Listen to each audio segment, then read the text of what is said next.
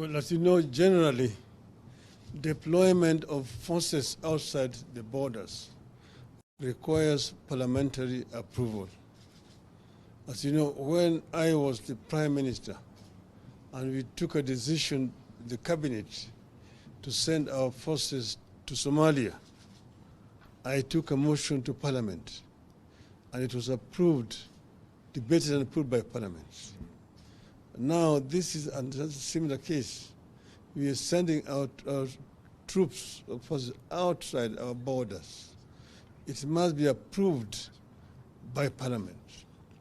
Just like the defense treaty that has been signed between our government and the government of the United States must also be taken to Parliament and approved.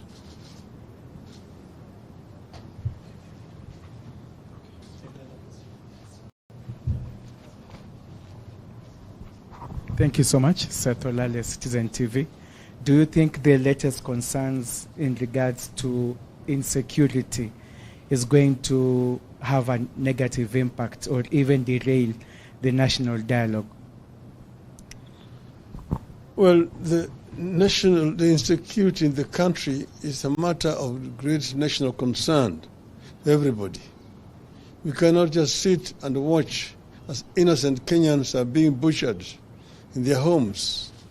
You've seen what is happening there in Sondu. Houses being touched, people being burnt inside their homes. This is something that is horrible. And you have not even seen a statement coming from the government. What we are doing here, we are demanding that the government should come clear and make a statement. And even a minister in charge of internal security would have gone to the scene to go and see what is happening. The fact that they are all silent and business as usual tells you that there's something that they know that other Kenyans do not know. This is something that cannot be tolerated.